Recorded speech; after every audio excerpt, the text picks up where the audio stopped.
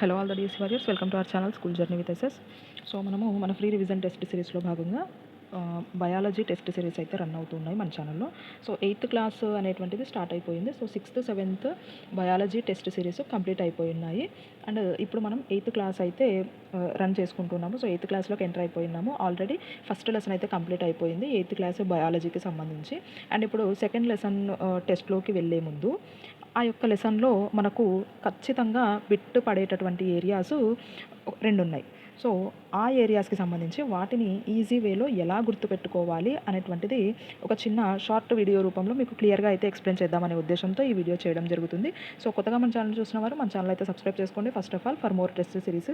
Already మన ఛానల్లో తెలుగుకి సంబంధించి 5th క్లాస్ అనేటువంటిది టోటల్గా కంప్లీట్ అయిపోయింది. సో ఆల్ టెస్ట్ అనేటువంటివి కంప్లీట్ అయిపోయినాయి 5th క్లాస్కి సంబంధించి. అండ్ 3rd క్లాస్కి సంబంధించి 1 to 5 లెసన్స్ అయితే కంప్లీట్ అయిపోయినాయి తెలుగు సబ్జెక్ట్కి సంబంధించి.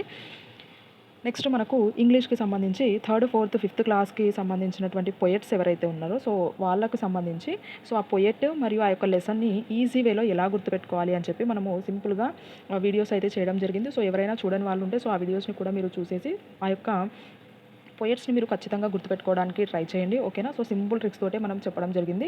సో మనం పొయెట్స్ మన సిలబస్ పరిధిలో ఉన్నటువంటి పొయెట్స్ కనుక మనము గుర్తుపెట్టుకున్నామంటే 100% మనకు 2 బిట్స్ అయితే మన యొక్క చేతిలో ఉన్నట్టే. ఓకేనా. సో ఖచ్చితంగా మనకు పొయెట్స్ నుంచి 2 బిట్స్ అయితే వస్తాయి. నా సెషన్లో నాకైతే 2 బిట్స్ అయితే వచ్చున్నాయి. అండ్ రిమైనింగ్ మనకు వేరే సెషన్స్లో చూసుకుంటే మనకు పొయెట్స్ నుంచి 3 బిట్స్ దాకా కూడా వచ్చున్నాయి. సో ఆ యొక్క 2 బిట్స్కి నేను కరెక్ట్ ఆన్సర్స్ ఎలా చేయగలిగాను అని అంటే సో ఆ యొక్క సింపుల్ ట్రిక్స్ తోటి నేను గుర్తుపెట్టుకోవడం వల్లే నేను వాటికి మిస్టేక్ లేకుండా సో చూసిన వెంటనే నాకు ఆ యొక్క ఆన్సర్ అనేటువంటిది స్ట్రైక్ అయ్యేలాగా జరిగింది. ఓకేనా. సో నేను గుర్తుపెట్టుకున్నటువంటి ఆ యొక్క ట్రిక్స్ కోడ్స్ని నేను మీతో షేర్ చేసుకోవడం జరిగింది. సో ఆ వీడియోస్ చూడని వాళ్ళు ఎవరైనా ఉంటే మీరు చూసేసేయండి. ఓకే. నెక్స్ట్ మ్యాథ్స్కి సంబంధించి మనకు అర్థమెటిక్ మరియు మెన్సురేషన్ అనేటువంటివి కంప్లీట్ అయిపోయినాయి.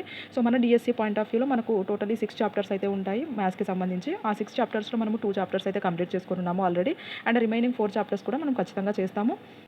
ఇప్పుడు ప్రెజెంట్ అయితే మన ఛానల్లో బయాలజీకి సంబంధించినటువంటి టెస్ట్ సిరీస్ అయితే రన్ అవుతున్నాయి. సో మన డిఎస్సి ఆస్పిరెంట్స్ ఎవరైనా ఇంకా తెలియని వాళ్ళు ఉంటే సో తెలిసిన వాళ్ళు వాళ్ళకి ఇన్ఫర్మేషన్ని షేర్ చేయండి. ఓకే. కొత్తగా మన ఛానల్ చూసిన వారు మన ఛానల్ అయితే సబ్స్క్రైబ్ చేసుకొని మీరు మన ఛానల్లోకి కనుక వెళ్ళినట్లయితే అక్కడ మీకు అన్ని ప్లేలిస్ట్ మీకు డిస్ప్లే అవుతాయి.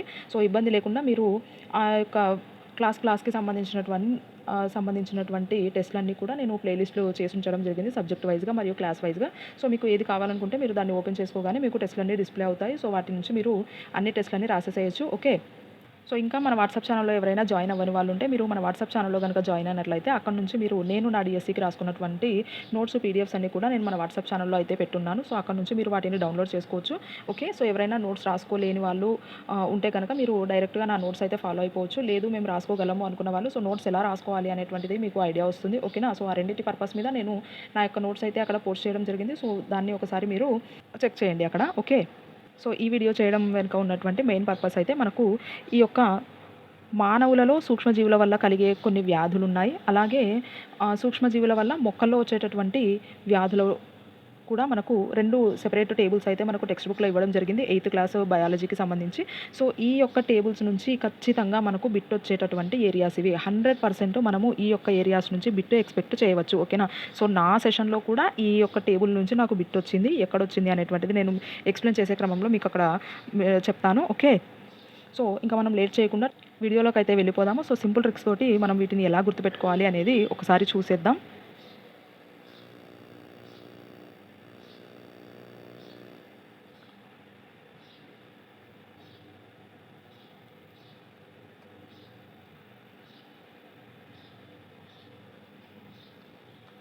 Right.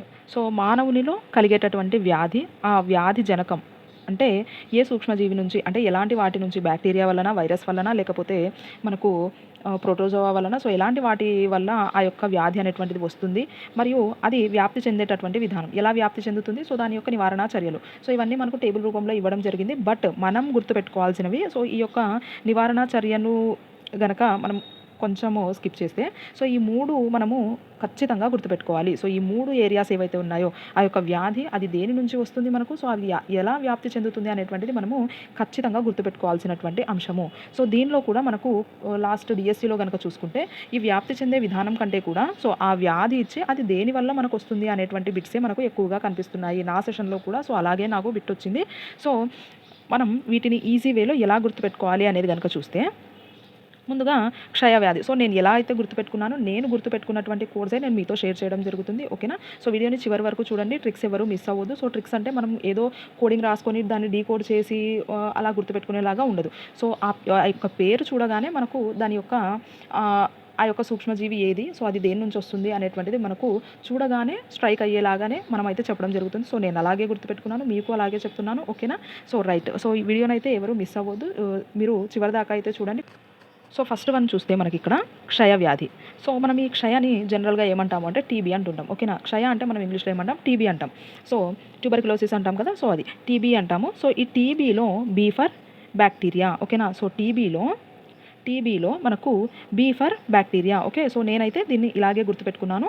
So B for bacteria. Next కనుక చూస్తే మనకు తట్టు. సో ఈ తట్టు, చికెన్ పాక్స్ అంటే ఆటలమ్మ అంటాం కదా మనం, అది. నెక్స్ట్ ఈ పోలియో.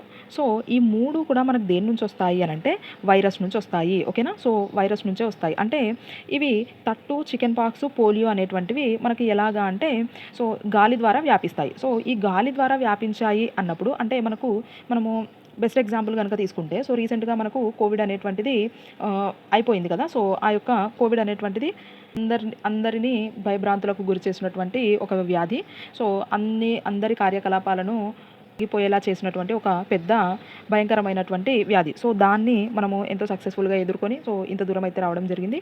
సో అది మనకి కోవిడ్ వైరస్ అనేటువంటిది దేని నుంచి వచ్చింది మనకు అని అంటే సో పేరులోనే ఉంది కదా. సో అది మనకు వైరస్ నుంచి వ్యాప్తి చెందింది. సో అప్పుడు మనం ఏ జాగ్రత్తలు తీసుకున్నాము, సో వేరే వాళ్ళని ఎవరిని తాకడం కానీ అంటే ఆ యొక్క వ్యాధికి గురైన వాళ్ళు ఎవరైతే ఉన్నారో సో వాళ్ళని తాకకపోవడము, సో వారి నుంచి వచ్చేటటువంటి గాలి ఏదైతే ఉందో అది మనకు తగలకుండా చూసుకోవడము. సో ఇలాంటి జాగ్రత్తల్ని మనం ఫాలో అయ్యాం. ఎందుకు, అది వైరస్ కాబట్టి అది గాలి నుంచి మరియు వాళ్ళను మనం తాకడం నుంచి, వాళ్ళు తినే ఆహార పదార్థాలు మనం తినడం నుంచి సో అలాగే మనకు అటాక్ అవుతుంది కాబట్టి సో మనం ఈ జాగ్రత్తలు అయితే అప్పుడు తీసుకోవడం జరిగింది. అంటే సో అది ఒక వైరస్ కాబట్టి సో అది మనకు గాలి ద్వారా కానీ, తాకడం ద్వారా కానీ, నీటి ద్వారా కానీ మనకు అటాక్ అయ్యేటటువంటి అవకాశం ఉంది కాబట్టి మనము దాని నుంచి మనము రక్షణ పొందడం కోసము ఈ యొక్క జాగ్రత్తలన్నీ మనం ఫాలో అవ్వడం జరిగింది. దేనివల్ల, అది వైరస్ నుంచి అటాక్ అవ్వడం వల్ల. ఓకేనా. సో అది వైరస్ నుంచి రావడం వల్ల మనం ఈ జాగ్రత్తలు అయితే తీసుకోవడం జరిగింది. అంటే ఈ జాగ్రత్తలు తీసుకున్నామంటే అది దేని వల్ల వస్తుందని, సో వైరస్ వల్ల వస్తుంది అని. అంటే మనకు ఈ తట్టు కానివ్వండి, చికెన్ పాక్స్ కానివ్వండి, పోలియో కానివ్వండి. ఓకే. సో ఈ తట్టు, చికెన్ పాక్స్ మనకు జనరల్గా మనకు అన్ని ఐడియా ఉన్నవి. ఓకే. సో ఈ తట్టు, చికెన్ పాక్స్ వచ్చినప్పుడు జనరల్గా మనకు చిన్నపిల్లలు ఎవరైనా ఉంటే కూడా మనము వేరే మన ఇంట్లో ఉన్నటువంటి పిల్లల్ని కానివ్వండి సో ఎవరైనా కానీ వాళ్ళ దగ్గరికి ఎక్కువగా వెళ్లకుండా సో వాళ్ళని తాకకుండా మనం చూస్తూ ఉంటాం. ఎందుకు అని అంటే సో అది వైరస్ అనేటువంటిది వాళ్ళకు వెంటనే అటాక్ అవ్వడానికి ఛాన్స్ ఉంటుంది. సో అందువల్ల మనము వాళ్ళని తాకకుండా సో దూరంగా వేరే చిన్నపిల్లల్ని మనము దూరంగా ఉంచుతూ ఉంటాం. ఎందుకు అనంటే అది వైరస్ వల్ల వస్తుంది. ఓకేనా. సో ఈ విధంగా మనము దీన్ని గుర్తుపెట్టుకోవచ్చు. సో ట్రిక్ అని అంటే మనం ఇక్కడ ఏదో సో ప్రతిదీ బయట నుంచి ట్రిక్ అని కాదు, మనము కొంత అనాలిసిస్ వేలో గుర్తుపెట్టుకుంటే కూడా అది మనకు 100% ఈజీగా గుర్తుండడానికి ఛాన్స్ ఉంటుంది. ఓకేనా. సో ఈ చికెన్ పాక్స్, తట్టు, పోలియో ఈ మూడు కూడా మనకి దేని నుంచి వస్తాయి అని అంటే వైరస్ నుంచి వస్తాయి. ఓకేనా. సో నేనైతే దీన్ని ఇలాగే గుర్తుపెట్టుకున్నాను. సో మీకు అదే వేలో చెప్తున్నాను. Okay right. నెక్స్ట్ కనుక చూస్తే మనకు కలరా. ఓకేనా. సో ఈ కలరా అనేటువంటిది మనకు దేని నుంచి వస్తుంది అని అంటే బ్యాక్టీరియా నుంచి వస్తుంది. సో నేను దీన్ని ఎలా గుర్తుపెట్టుకున్నాను అని అంటే సో కలరా మనకు జనరల్గా వాటర్ పొల్యూట్ అయినప్పుడు కానీ, ఫుడ్ పొల్యూట్ అయినప్పుడు కానీ మనకు వస్తుంది. ఓకే. సో ఈ వాటర్ కానీ, ఫుడ్ కానీ, నీరు కానీ, ఆహారం కానీ పొల్యూట్ అయినప్పుడు వాటి ద్వారా అంటే ఆ నీరు, ఆహారం ద్వారా మన శరీరంలోకి బ్యాక్టీరియా అనేటువంటిది చేరుతుంది. ఓకేనా. సో ఇక్కడ వైరస్ కాదు, ప్రోటోజోవా కాదు, ఇంకోటి కాదు. సో ఇది మనకు ఓన్లీ బ్యాక్టీరియా అనమాట. సో నేను ఎలా పెట్టుకున్నాను అంటే ఈ నీరు కానీ, ఆహారం కానీ కలుషితమైనప్పుడు ఈ యొక్క బ్యాక్టీరియా అనేది నీరు, ఆహారం ద్వారా మన బాడీలోకి ప్రవేశిస్తుంది. అప్పుడు మనకు ఈ కలరా అనేటువంటిది వస్తుంది. ఓకే. సో నేను ఈ విధంగా అయితే దీన్ని గుర్తుపెట్టుకోవడం జరిగింది చిన్న అనాలిసిస్ వేలో. Okay right. మనకు టైఫాయిడ్. సో ఈ టైఫాయిడ్ కూడా మనకు వాటర్ పొల్యూట్ అయినప్పుడే మనకు వస్తుంది. సో ఈ వాటర్ అనేటువంటిది మనకు కనిపించినప్పుడు మనం ఎక్కువగా ఈ బ్యాక్టీరియా నుంచే మనకు అది ఫామ్ అవ్వడం జరుగుతుంది. సో కలుషితమైనప్పుడు నీటిలో ఈ టైఫాయిడ్కి సంబంధించినటువంటి బ్యాక్టీరియా మనకు సాల్మోనెల్లా పారాటైఫీ ఉంటుంది కదా. So salmonella paratyphi bacteria. So అది మనకు వేరే క్లాస్లో వస్తుంది, అక్కడ మనం దాన్ని చూస్తాము. సో ఆ విధంగా నేను అక్కడ ఇన్ఫర్మేషన్ని ఇక్కడ ఇలా గుర్తుపెట్టుకున్నాను అనమాట. అక్కడ దాన్ని నేను బ్యాక్టీరియా అని అక్కడ చదివాను. సో అది నేను ఇక్కడ దాన్ని సింక్ చేసుకొని సో ఇది బ్యాక్టీరియా నుంచి ఫామ్ అవుతుంది అనేటువంటిది నేను ఇక్కడ సింపుల్గా గుర్తుపెట్టుకోవడం జరిగింది. Okay right. Next hepatitis A. Okay, so ఈ హెపటైటిస్ ఏలో మనకు హెపటైటిస్లో లాస్ట్ వర్డ్ ఇస్ కదా. సో హెపటైటిస్లో ఇస్, వైరస్లో ఇస్. సో నేను అలా గుర్తుపెట్టుకున్నాను అనమాట. హెపటైటిస్లో ఇస్, వైరస్లో ఇస్. సో ఇలాగ నేను దీన్ని సింపుల్గా గుర్తుపెట్టుకున్నాను. Next malaria. సో ఈ మలేరియా అనేటువంటిది మనకు ప్రోటోజోవా వల్ల వస్తుంది కదా. ఈ మలేరియా అనేటువంటిది మనకు దోమల వల్ల వస్తుంది కదా. సో ఈ దోమలు దేన్ని మనకు వాహకాలుగా ఉంటాయి అంటే ఈ దోమలు అనేటువంటివి వేటికి వాహకాలుగా ఉంటాయి అని అంటే ప్రోటోజోవా. అంటే ఈ ప్రోటోజోవా అనేటువంటిది దోమల ద్వారా వస్తుంది. ఓకేనా, అంటే దోమలు వీటిని మోసుకొని వస్తాయి అలాగనమాట. అప్పుడు మనకు ఈ దోమలు కుట్టినప్పుడు ఈ ప్రోటోజోవా అనేటువంటిది మన బాడీలోకి ప్రవేశించి అప్పుడు మనకు మలేరియా రావడానికి అయితే ఛాన్స్ ఉంటుంది. ఓకేనా, అంటే ఈ దోమలు అనేటువంటివి వేటికి వాహకాలు అంటే ప్రోటోజోవాలకు వాహకాలుగా ఉంటాయి.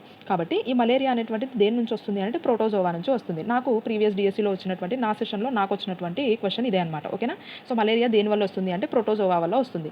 నేను ఈ చిన్న అనాలిసిస్ వే తోటి నేను వీటిని గుర్తుపెట్టుకోవడం వల్ల నేను వీటికి అన్నిటికీ కరెక్ట్ ఆన్సర్స్ అనేటువంటివి చేయడానికి నాకు అక్కడ సాధ్యమైంది. ఓకేనా, సో మలేరియా అనగానే మనకి ఏం గుర్తు రావాలి అంటే ప్రోటోజోవా గుర్తు రావాలి. సో దోమల నుంచి వస్తుంది మలేరియా అంటే మనకు దోమల నుంచి వస్తుంది, ఇది అందరికీ తెలిసిందే. సో దోమలు వేటికి వాహకాలుగా ఉంటాయి అంటే ప్రోటోజోవాకి వాహకాలుగా ఉంటాయి. అప్పుడు మనకు మలేరియా దేని నుంచి వస్తుంది అంటే ప్రోటోజోవా నుంచి వస్తుంది. Okay, right.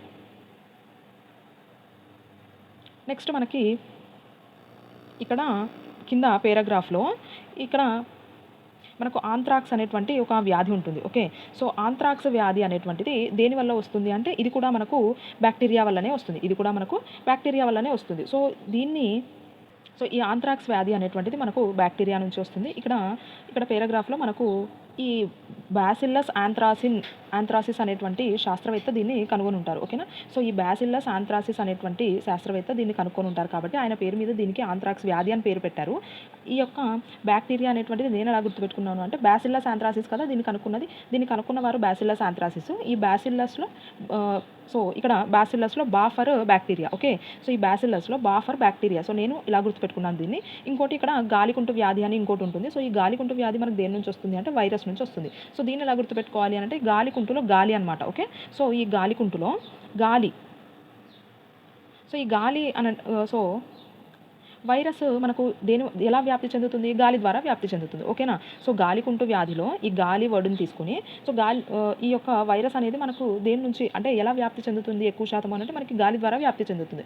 అంటే ఈ గాలికుంటుకి ఈ వైరస్కి నేను ఇలా అసోసియేట్ చేసుకోవడం జరిగింది. ఓకేనా, సో ఇవి మనకు సూక్ష్మజీవుల నుంచి మానవులకు వచ్చేటటువంటి వ్యాధులు. సో ఇంకో టేబుల్ ఉంటుంది మనకు సూక్ష్మజీవుల వల్ల మొక్కలకు వచ్చేటటువంటి వ్యాధులకు సంబంధించి.